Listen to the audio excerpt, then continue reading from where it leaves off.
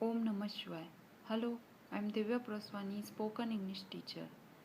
Welcome to Om DDP Elixir Spoken English Institute. How you doing?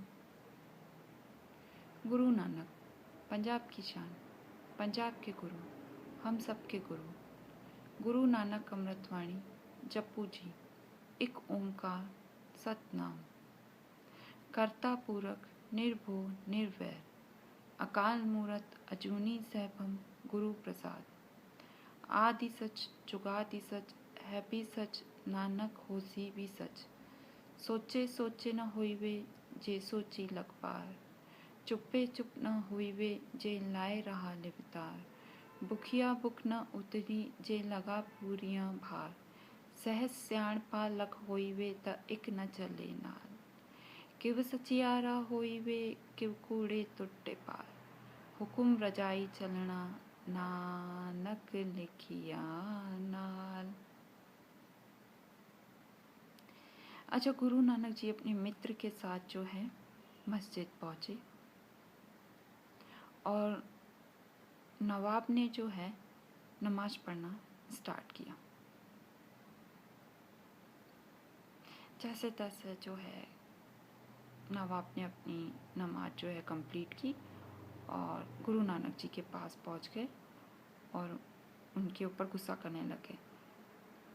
आपने तो कहा था कि मैं नमाज पढ़ूंगा और आपने नमाज ही नहीं पढ़ी। तो गुरु नानक जी ने कहा, शायद तुम मेरी शर्त भूल गए। मैंने तुम्हें कहा था तुम नमाज पढ़ोगे तो मैं नमाज पढ़ूंगा, तुमने नमाज कहाँ पढ़ी? उसने बोला, क्या बात करते हो गुरु नानक जी, आप सब लोग गवाह हैं कि मैं नमाज पढ़ रहा था। आप नमाज पढ़ रहे थे, आप काबुल में घोड़े खरीद रहे थे और ये जो मौलवी नमाज पढ़वा रहा था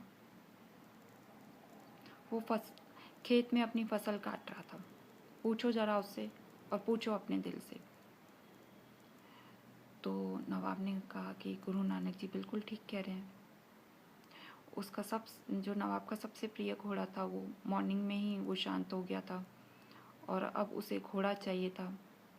तो उसे उसी की चिंता हो रही थी और वो यही सोच रहा था कैसे नमाज पूरी हो और वो मैं जल्दी से मीन्स काबुल जाऊं और अच्छे से अच्छा घोड़ा खरीद के लाऊं, क्योंकि उसे बहुत दुख हो रहा था। उसका सबसे प्यारा घोड़ा जो था वो भी शांत हो गया था और उधर मौलवी को भी एक ही चिंता खाई जा रही थी, एक ही चिंता उसे परेशान कर रही थी कि फसल पक के तैयार हो गई है और गांव में मजदूर नहीं मिल रहे हैं और फसल को काटना ज़रूरी है। तो मीन्स जो नवाब नमाज पढ़ रहा था उस टाइम उसका ध्यान नमाज में नहीं था और जो मौलवी नमाज पढ़वा रहा था उसका भी ध्यान नहीं था। मीन्स हम लोग कितनी भी चेष्टा कर लें हम उस मौन को साथ नहीं सकते। हम लोग कितनी भी चेष्टा कर लें, हम लोग चुप करके बैठ जाएं, लेकिन बार बार हमारे दिमाग में विचार आते चले जाते हैं। उन विचारों के कारण हम परमात्मा को प्राप्त नहीं कर सकते हैं। तो हम कितना भी मौन साध लें, हम कितना भी अपने शरीर को जो है चुप करके बैठा लें, कितना भी अपने शरीर को साध लें, कितना भी मौन को साध लें, लेकिन हम उसे प्राप्त नहीं कर सकते हैं, क्योंकि सोच सोच कर भी उसे पाया नहीं जा सकता। चुप रह रह कर के भी उस मौन को साधा नहीं जा सकता है। भूखों की जो भूख है वो पूरियों के भार से नहीं जाएगी। मीन्स हम कितने भी पूरियों के भार, पूरियाँ जो होती हैं उसके भार लगा ले, उससे भूखों की भूख नहीं जाने वाली, क्योंकि लिए यह ध्यान की भूख है और परमात्मा ही जब धार बन के उतरेंगे तभी इस भूख को हम लोग शांत कर सकते हैं। सोचे सोचे न होइवे जे सोची लग पार, चुप्पे चुप न होइवे जे लाए रहा लिवतार।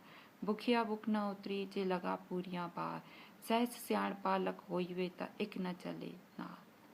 किव सचियारा होइवे किव कूड़े तुट्टे पाल, हुकुम रजाई चलना नानक लिखिया नाल। मीन्स हम कितनी भी कोशिश कर लें हम उस मौन को साध नहीं सकते हैं। हम कितनी भी पूरियों के भार लगा दें, लेकिन कितनी भी पूरियों के भार लगा लें, लेकिन इस भूख को शांत नहीं किया जा सकता। इस भूख को शांत करने वाले केवल वो ही परमात्मा है। क्यों चेष्टा कर करके भी मौन को साधा नहीं जा सकता? अच्छा, सोच सोच कर भी उसे पाया नहीं जा सकता। कैसे उसे प्राप्त किया जाए? गुरु नानक जी कहते हैं, हुकुम रजाई चढ़ना नानक लिखिया नाल। मीन्स जैसा उसने नियत कर रखा है, जैसा उसने जो है हमारे लिए लिख रखा है, उसी के अनुसार चलना। मीन्स उसी के हुक्म के अनुसार चलना, तभी उस परमात्मा को प्राप्त किया जा सकता है। ओम नमः शिवाय।